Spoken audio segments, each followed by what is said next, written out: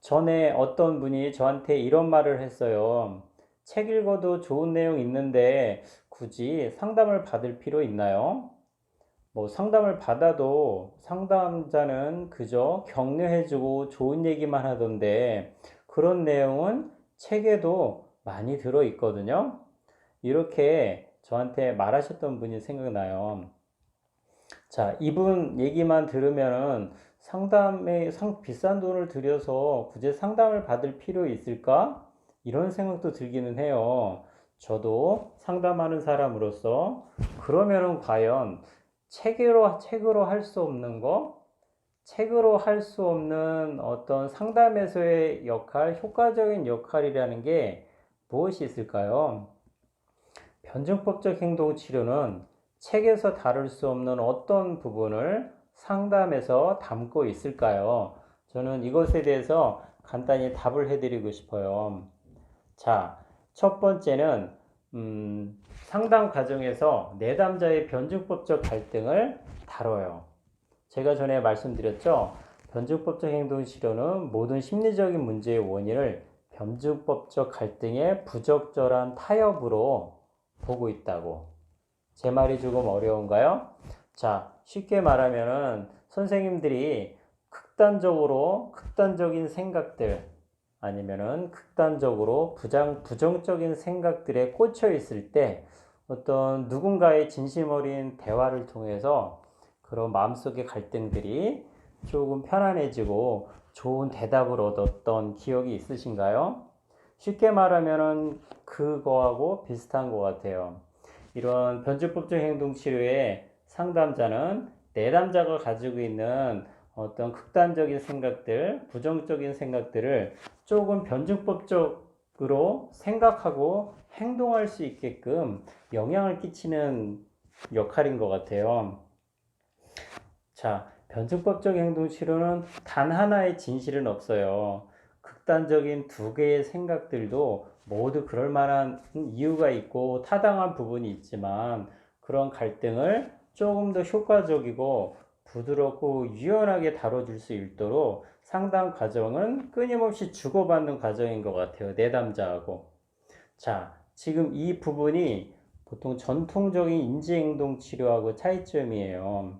자, 보통 전통적인 인지행동 치료는 내담자가 어떤 부정적인 사고를 가지고 있을 때 그런 것들이 문제를 일으키기 때문에 변화를 시켜주겠다는 입장을 가지고 있어요. 하나, 잘못된 부정적인 신념들을, 사고들을 이제 논박을 통해서 합리적인 사고로 변화시키는 과정이 인지행동 치료의 주요 목표라면 변증법적 행동 치료의 상담 과정은 내담자가 가지고 있는 어떤 환자가 가지고 있는 그런 생각조차도 타당한 면이 있거든요. 또 그런 면에도 진실의 일면이 있어요. 이런 부분들을 음, 조금 더 유연하고 부드럽게 반대쪽에 있는 다른 측면들을 조금 수용할 수 있게 조금 더 새로운 진실을 만들고 조금 더 긍정적으로 자기가 못 본 다른 차원의 어떤 관점들을 포용해서 조금 더 효과적으로 적응해 나갈 수 있도록 도와주는 역할을 변증법적 행동 치료는 하고 있어요. 자, 제 말이 너무 어렵다면 쉽게 말해서 자살을 앞둔 사람은 나는 살 가치가 없어. 내 인생은 오직 망가진 존재야. 오직 죽음만이 내가 할 수 있는 길이야. 이런 극단적인 생각을 가지고 있다면 이런 상황에서 변증법적 행동 치료는 그 반대쪽, 보지 못한 어떤 삶의 가치, 의미, 이런 것들을 발견할 수 있도록 끊임없이 이 내담자와 대화를 주고받는 과정이 있겠죠. 자, 또 하나, 운동용 외톨이가 만약에 계속 집에만 웅크리고 앉아서 세상은 위험하고 불안하고 불안한 것으로 가득 차 있고 그렇기 때문에 나는 집에서 오직 안전하게 오직 편하게만 있을 거야. 이런 식으로 세상과 자기 자신의 어떤 안전과 위험이라는 극단적인 두 개의 대립된 갈등 속에 오직 안전만을 추구하는 그런 은둔형 외톨이가 있다면 이런 은둔형 외톨이가 가지고 있는 그런 고통들, 이해할 만한 타당한 부분들을 충분히 수용해 주면서 그 위에 반대쪽, 위험이라고 느껴지는 것들이 생동감 있고 즐겁고 때론 위험적인 요소도 있지만 이런 극단적인 두 개의 것들을 조금 더 하나로 융통성 있게 자기 삶의 도움이 방향으로 또는 변증법적으로 조금 생각하고 행동할 수 있도록 상담의 역할은 그런 식으로 진행이 되고 있어요. 자, 두 번째는 수인하기. 자, 수인하기는 제가 여러 번 많이 다뤘던 것 같아요. 자, 마음에 갈등이 있거나 마음에 문제가 있는 분들의 공통적인 부분들은 보통 그래요. 자기 자신의 생각이나 어떤 마음의 감정들, 행동들 자체를 끊임없이 판단하시는 분들이에요. 내가 그러지 말았어야 되는데, 내가 왜 그때 그런 생각을 했었지? 난 참 바보 같아. 내가 어떻게 행동해야지? 이런 감정들은 혹시 부적절한 감정인데, 그러면 나는 어떤 식으로 행동해야지? 나는 끊임없이 자기 불신감, 자기 자신의 생각이나 감정이나 행동들을 편하게, 안전하게 신뢰하지 못한다 그럴까요? 자, 이렇게 자기 자신의 어떤 내면적인 경험들을 판단하고 비판하고 믿지 못하는 그런 이면에는 비수인적인 환경들이 있거든요. 타인에 의해서 내가 느끼는 감정이나 생각들이나 행동들을 끊임없이 판단받는 환경, 비판받는 환경, 넌 그렇게 행동하면 안 돼. 너는 그런 생각이 잘못됐어. 너는 그렇게 행동하지 말았어야 돼. 이런 식으로 자기 자신의 생각이나 감정들을 끊임없이 판단받고 비난받는 비수인적인 환경에서 성장하신 분들은 자기 자신을 고통스럽게 하는 이 감정 조절 문제에 걸릴 수밖에 없겠죠. 더군다나 나에게 떠오르는 감정들을 어떻게 다룰 수 있는지 분노라든가 뭐 질투라든가 이런 감정들을 자유롭게 누군가 수용해주고 가지고 놀아본 경험이 없기 때문에 이런 부정적인 감정들을 회피하려는 성향이 나타나요. 분노가 나타나면 이렇게 내가 분노 감정을 느끼면 안 되는데 판단받거나 때로는 집에서 화가 나면은 물건을 집어 던지는 모습만 실제적으로 모델링 했던 분이 있다면은 화가 나는 대로 즉각적으로 소리를 지르고 욕을 하거나 이런 것들이 그분이 할 수 있는 가장 분노 표현의 적절한 방법이라고 생각할 수가 있어요. 이렇듯이 변증법적 행동 치료는 끊임없이 내담자가 표현해주는 생각이나 감정들이나 행동들을 수인화시키고 타당해주는 역할을 해요.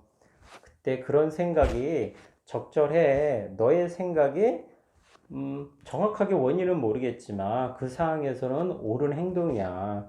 그래, 그런 상황에서는 그것 또한 나쁘지 않은 생각이고 적절한 행동이라고 봐. 이런 식으로 끊임없이 공감과 이해와 타당화를 제공해 줌으로 인해서 어떤 내담자 스스로 상담자를 모델링함으로 인해서 자기 감정을 그대로 인정하게끔 수용하게끔 하는 역할을 상담자가 하는 거예요. 자, 이런 역할들을 단순히 책을 읽음으로 인해 가지고 얻기가 어렵거든요. 누군가 나에게 진심 어린 눈동자를 반짝반짝 비춰주면서 또 거울처럼 비춰주면서 나에게 힘을 주고 또한 격려해주고 수인해주고 이런 것들은 어떤 상담에서만이 할 수 있는 독특한 이로움인 것 같아요. 자, 그리고 세 번째는 기술교육. 변증법적 행동치료는 인간의 심리적인 문제를 기술의 결핍이라고 보고 있어요. 기술의 결핍. 자, 정신분석은 인간의 심리적인 문제를 뭐라고 볼까요? 무의식적 갈등의 원인을 돌리고 있죠. 의식하지 못한 무의식적 갈등을 심리적인 문제의 원인을 보기 때문에 무의식적 갈등이나 과거 기억들을 끊임없이 회상시켜서 또 거기에 대한 통찰이나 이런 거를 유도해 나가는데 변증법적 행동치료는 살아오는 과정 중에 인간이 건강하게, 심리적으로 건강하게 살아가기 위해서 필요한 여러 가지 심리적인 기술들이 있는데, 이런 기술들을 배우지 못한 결핍, 기술의 결핍이 심리적인 문제에 있다고 정의하고 있어요.